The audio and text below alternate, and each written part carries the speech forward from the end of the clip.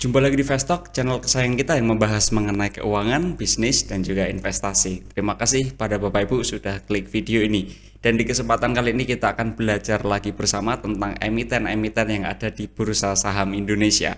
Emiten yang akan kita bahas kali ini adalah salah satu perusahaan pengembang properti terbesar di Indonesia, ya selain Bumi Serpong Damai ya. Apalagi kalau bukan Ciputra, kode sahamnya itu adalah CTRA. Kira-kira apakah Ciputra ini menarik dan layak untuk kita koleksi? Kita akan bahas tuntas di video ini, dan bagi Bapak Ibu yang baru join langsung saja klik subscribe supaya nanti setiap minggu kita bisa belajar bersama.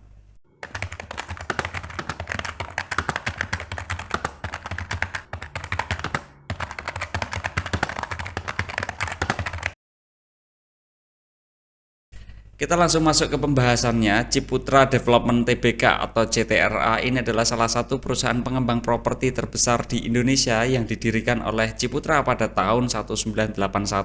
Perusahaan ini bergerak di bidang pengembang real estate, termasuk perumahan, apartemen, perkantoran, pusat perbelanjaan, hotel, dan kawasan terpadu. Sebagai bagian dari grup Ciputra, CTRA ini memiliki berbagai proyek besar di seluruh Indonesia seperti Citra Land, Citra Garden, dan juga Citra Raya, serta telah berekspansi ke sektor infrastruktur dan properti komersial lainnya.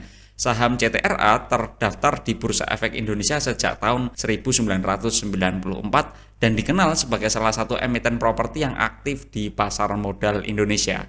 Sebagai sebuah organisasi, visi utama dari CTRA ini adalah mengembangkan sebuah grup bisnis properti dengan semangat yang unggul dan penuh inovasi sehingga menciptakan nilai tambah dalam menyediakan kehidupan yang lebih baik bagi masyarakat dan memberikan kemakmuran dan kesejahteraan bagi para pemangku kepentingan. Dan misinya sebetulnya ada beberapa poin utama tetapi menjadi satu kalimat saja, yaitu menjadi yang terdepan dalam bisnis properti dengan menjadi yang paling unggul, profesional, dan menguntungkan, sehingga menjadi pilihan pertama bagi para konsumen, menjadi tempat kerja yang paling menarik dan menantang bagi para karyawan, menjadi investasi yang paling menguntungkan bagi para pemegang saham, dan menjadi berkat yang nyata bagi masyarakat dan tanah air. Pemilik dari perusahaan CTRA ini adalah PT Sang Pelapor. Ini punya kepemilikan saham CTRA sekitar 53,31%. Dan kalau kita tengok lebih dalam lagi, penerima manfaat akhir dari CTRA ini adalah keluarga Ciputra. Ini dibagi menjadi keempat orang. Yang pertama adalah Ibu Rina Ciputra Sastrawinata, lalu ada Junita Ciputra, lalu ada Chandra Ciputra, dan juga Cakra Ciputra. Dan beberapa direksi ini memiliki kepemilikan secara langsung ke CTRA, walaupun masing-masing porsinya tidak signifikan ya Bapak Ibu. Sedangkan saham beredar di masyarakat sisanya itu sekitar 46,60%. Kalau kita lihat struktur organisasinya, tidak ada perubahan struktur organisasi, baik itu pada jajaran Dewan Komisaris maupun Dewan Direksi ya, sejak Desember 2023 ke kuartal 3 2024. Dan jumlah komisaris serta direktur ini kami rasa berada pada jumlah yang cukup banyak. Karena jumlah komisarisnya itu ada 6 orang dan direkturnya 10 orang. Ya sebagai pembandingnya, perusahaan Bumi Serpong Damai ya, ini punya total aset sekitar 68,46 triliun rupiah, sedangkan Ciputra sendiri 46,51 triliun rupiah, yang mana komisaris dari Bumi Serpong Damai yang asetnya lebih besar, itu sekitar 5 orang komisaris dan direkturnya ada 8 orang. Jadi dengan kata lain, Ciputra punya aset yang lebih kecil tapi jumlah manajemen intinya itu lebih banyak. Walaupun itu tidak bisa menjadi acuan benar salah ya, hanya informasi yang bisa kita perhatikan bersama. Berikutnya kita akan masuk ke profilnya Ibu Rina Ciputra Sastrawinata dan juga Bapak Chandra Ciputra selaku komisaris utama dan direktur utama. Ada baiknya Bapak Ibu juga cek profil komisaris dan direktur lainnya supaya mendapatkan gambaran yang lebih solid. Ibu Rina Ciputra dan Bapak Chandra Ciputra ini tadi juga sebagai penerima manfaat akhir dari CTRA ya Bapak Ibu ya. Kita bahas dulu dari profilnya Ibu Rina. Ibu Rina Ciputra Sastrawinata ini selaku komisaris utama sejak tahun 2022, beliau WNI usia sekitar 69 tahun. Beliau punya gelar pendidikan Bachelor of Commerce dari University of Auckland dari New Zealand ya, dan juga ada MBA degree dari Claremont Graduate School di Los Angeles di USA. Secara umum, Ibu Rina punya keahlian utama dalam manajemen strategis dan pemasaran, sedangkan dari sisi Bapak Chandra Ciputra, ini selaku Direktur Utama sejak tahun 2022, beliau WNI usia sekitar 60 tahun. Beliau punya gelar itu Bachelor of Finance dari University of San Francisco di USA dan gelar MBA in Finance di Golden Gate University San Francisco di USA. Secara garis besar, Bapak Chandra Ciputra ini punya keahlian dalam bisnis properti dengan latar belakang yang kuat di bidang keuangan. Ya, sebagai tambahan yang tadi sudah kita mention di awal, baik Ibu Rina dan Bapak Chandra ini punya hubungan afiliasi dengan jajaran Dewan Komisaris, jajaran direksi lainnya, serta pemegang saham dan penerima manfaat akhir dari CTRA. Model bisnis utama dari Ciputra ini berfokus pada pengembangan properti residensial dan komersial mencakup rumah tapak, apartemen, perkantoran, pusat perbelanjaan, hotel, rumah sakit, dan fasilitas rekreasi. Ciputra ini mentargetkan berbagai segmen pasar dari kelas menengah hingga kelas premium dengan strategi pemasaran secara digital dan juga offline, termasuk media sosial, pameran properti, serta insentif pembelian seperti KPR yang fleksibel. CTRA juga menjalin kemitraan strategis dengan bentuk joint venture dan juga joint operation untuk ekspansi di berbagai kota di Indonesia.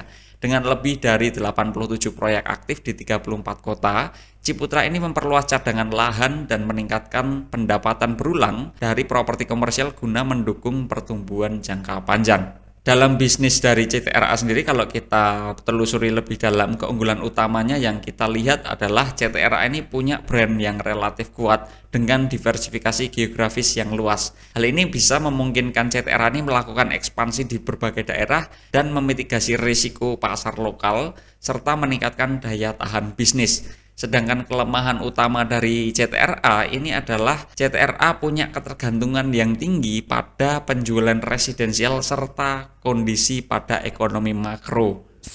CTRA membagi bisnisnya itu menjadi 3 segmen utama, Bapak Ibu. Segmen yang pertama adalah segmen real estate. Pada segmen ini, CTRA itu mencakup pengembangan, pemasaran, dan penjualan di berbagai jenis properti seperti perumahan, apartemen, perkantoran, dan kawasan komersil.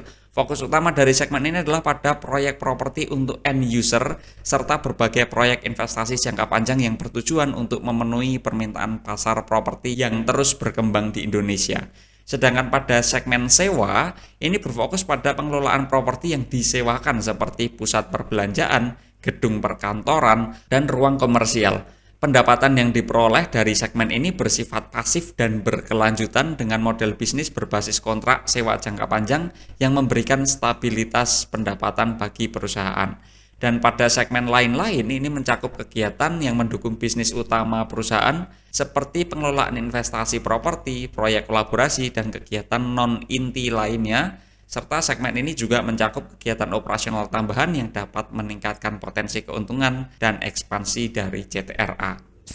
Masuk ke strategi dan pengembangan bisnis dari Ciputra ya Bapak Ibu. Di tahun 2024, Ciputra ini mentargetkan pertumbuhan pre-sales ini sebesar 8% menjadi 11,1 triliun rupiah. Dan pendapatan atau revenue diproyeksi juga meningkat sekitar 8%. Sementara laba bersih ditargetkan tumbuh hanya 5%, jadi di bawah pertumbuhan dari revenue. Tetapi realisasi per kuartal 3 2024 ini revenue tumbuh 8,01%, sedangkan pada realisasi laba bersihnya ini tumbuh sekitar 8,12%. Artinya sesuai target sampai kuartal 3 2024 ya. Nanti kita lihat di 2024 full year ini. Dan untuk mencapai target tersebut ya, ada 4 strategi utama yang dilakukan manajemen yang sudah kita rangkum. Yang pertama adalah fokus pada penjualan properti residensial dan komersial. CTRA ini punya target pertumbuhan pre-sales sebesar 8% dengan fokus pada produk landed residensial dan juga komersial yang menyasar segmen menengah ke atas dan end user yang dinilai oleh manajemen lebih resilient. Dan cara yang kedua adalah ekspansi melalui kerjasama operasi. CTRA akan meluncurkan 2 proyek baru di Sumatera dan Surabaya, memanfaatkan skema joint operation untuk memperluas cakupan pasar dan mengurangi risiko investasi. Strategi yang ketiga adalah peningkatan pendapatan berulang. CTRA berencana meningkatkan kontribusi pendapatan dari sektor komersial seperti mal, rumah sakit, dan perkantoran guna menciptakan kestabilan finansial jangka panjang. Dan strategi yang keempat adalah manajemen keuangan yang prudent. CTRA akan mempertahankan kebijakan struktur modal yang sehat dengan net gearing ratio maksimal 0,3 kali, serta melakukan akuisisi land bank atau akuisisi tanah ini secara selektif untuk mendukung keberlanjutan.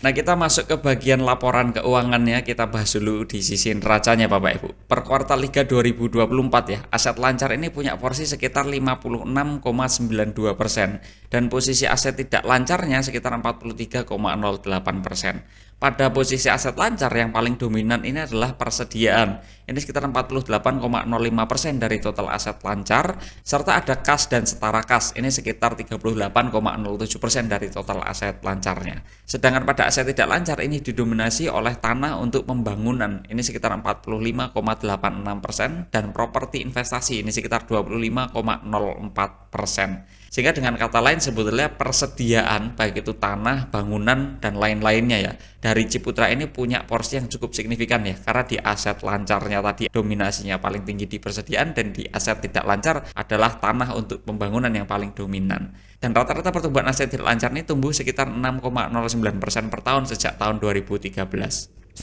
Pada neraca di sisi yang lainnya Bapak Ibu, kita bisa ketahui bersama bahwasannya per kuartal 3 2024 utang jangka pendek ini sekitar 27,91%, utang jangka panjang sekitar 21,49% dan ekuitasnya sekitar 50,61%. Pertumbuhan ekuitas sejak tahun 2013 itu sekitar 8,32% per tahun. Dan utang jangka pendek ini didominasi oleh liabilitas kontrak jangka pendek ini sekitar 72,27% dari total utang jangka pendek, serta ada utang usaha ini sekitar 9,28% dari total utang jangka pendek. Sedangkan pada sisi utang jangka panjangnya ini yang harus digarisbawahi ya, ini didominasi oleh utang bank ini sekitar 53,48% dan liabilitas kontrak jangka panjang ini sekitar 25,56%. Jadi yang perlu mendapat perhatian khusus adalah pada utang banknya ya. Nanti kita lihat bersama di rasio solvabilitasnya seperti apa. Pada sisi bagian laba ruginya Bapak Ibu, rata-rata pertumbuhan revenue itu sekitar 5,85% per tahun sejak tahun 2013. Rata-rata pertumbuhan laba operasinya ini sekitar 4,72% per tahun sejak tahun 2013 dan rata-rata pertumbuhan laba bersih ini sekitar 5,18% per tahun sejak tahun 2013. Dan sejak tahun 2013 ini pendapatan serta laba Ciputra ini cenderung berfluktuasi dengan tingkat pertumbuhan yang relatif moderat ya. Pada sisi kontribusi pendapatan, tadi ada 3 segmen utama ya Bapak Ibu ya. Dan kontributor utama pada revenue secara rata-rata adalah pada segmen real estate. Ini sekitar 78,40% dari rata-rata revenue-nya. Dengan rata-rata pertumbuhan pada segmen ini sekitar 4,92% per tahun sejak tahun 2013. Kontributor berikutnya adalah pada segmen sewa, ini sekitar 15,18% dengan rata-rata pertumbuhan sekitar 6,98% per tahun sejak tahun 2013.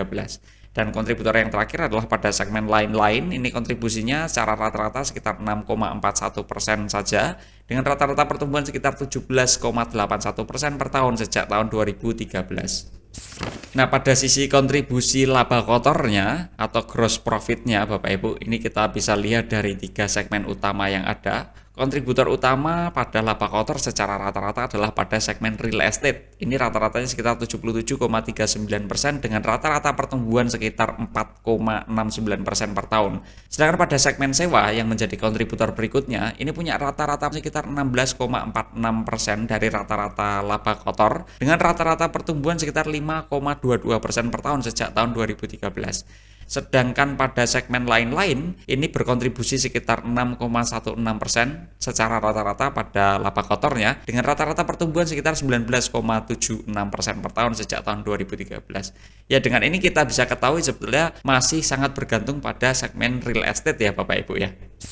Kalau kita breakdown lebih dalam lagi, kita bisa ketahui margin laba kotor pada masing-masing segmen. Rata-rata margin laba kotor pada segmen real estate itu sekitar 48,55%. Sedangkan pada segmen sewa ini rata-rata margin laba kotornya sekitar 53,61%. Dan pada segmen lain-lain rata-rata margin laba kotornya sekitar 46,99%. Sebetulnya angkanya mirip-mirip ya Bapak Ibu. Tapi kalau kita cermati lebih dalam, pada segmen real estate itu angkanya cenderung berfluktuasi. Pada segmen lain-lain juga sama, tetapi pada segmen sewa dari tahun 2013 itu cenderung ada perlemahan nih dari sisi margin laba kotornya. Masuk pada sisi arus kasnya Bapak Ibu, ada arus kas operasi dan arus kas operasi bersih ya.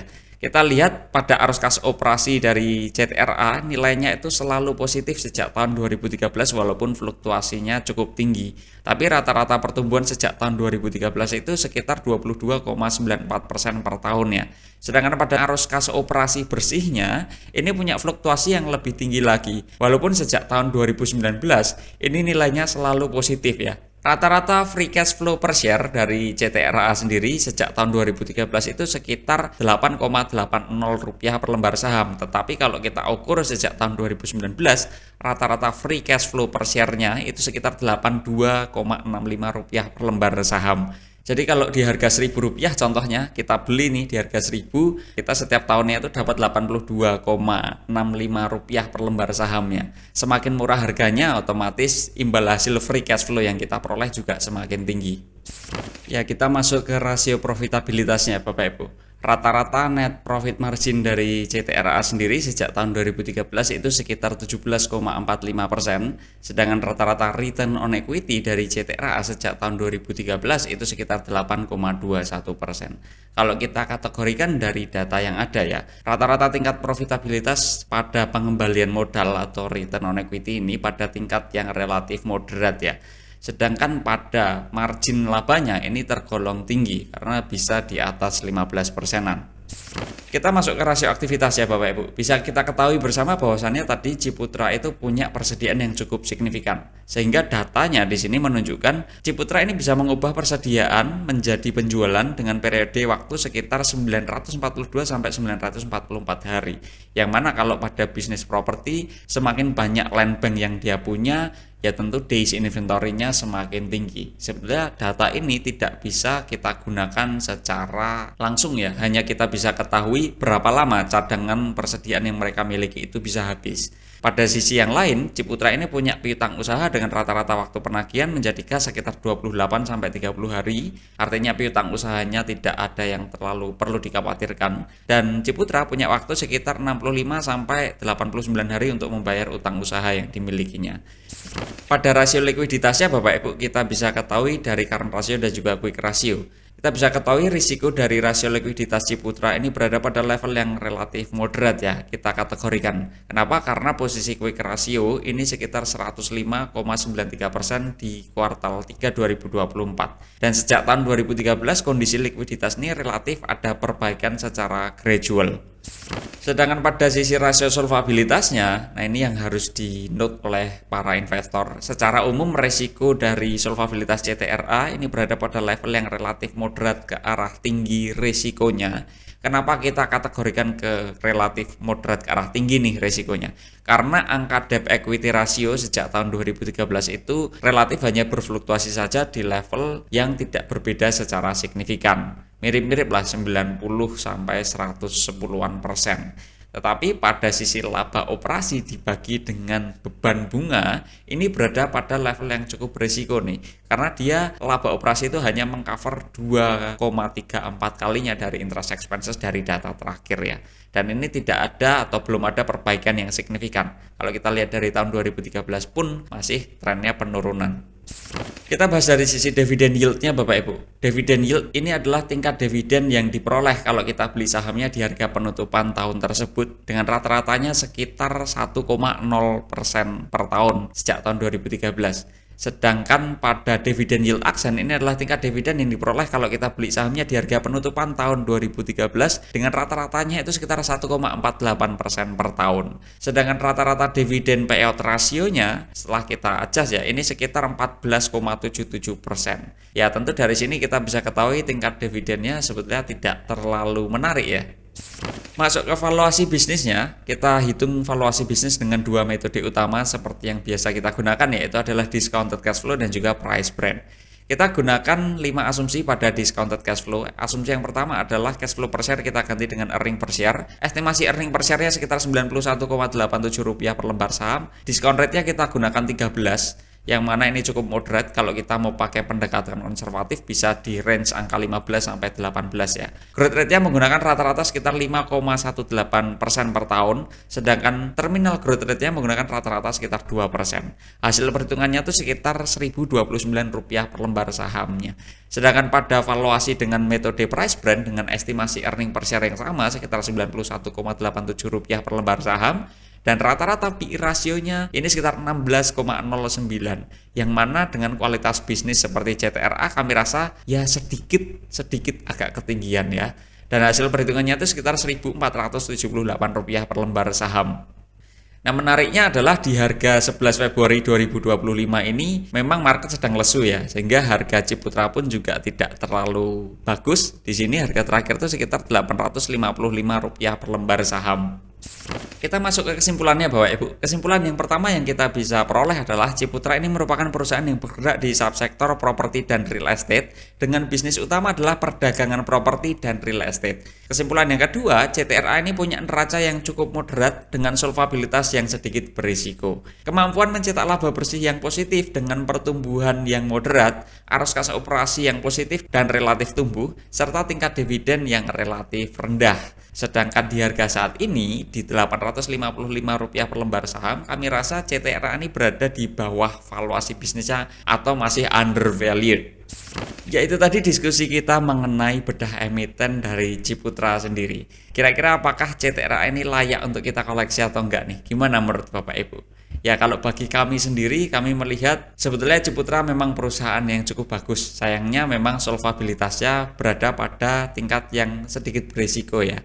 Kalau Ciputra itu punya neraca yang lebih solid, lebih baik ya, terutama pada solvabilitasnya mungkin akan lebih menarik nih. Terutama sekarang harganya juga masih undervalued berdasarkan analisis dan asumsi-asumsi yang sudah kita tetapkan. Tapi gimana keputusan Bapak Ibu? Coba diskusikan di komen ya. Dan terima kasih kita ucapkan pada Bapak Ibu sudah menonton video ini sampai akhir, dan terima kasih sudah mendukung channel ini. Tonton juga video-video kita yang lainnya, dan sampai bertemu di video selanjutnya Bapak Ibu. Terima kasih dan selamat siang.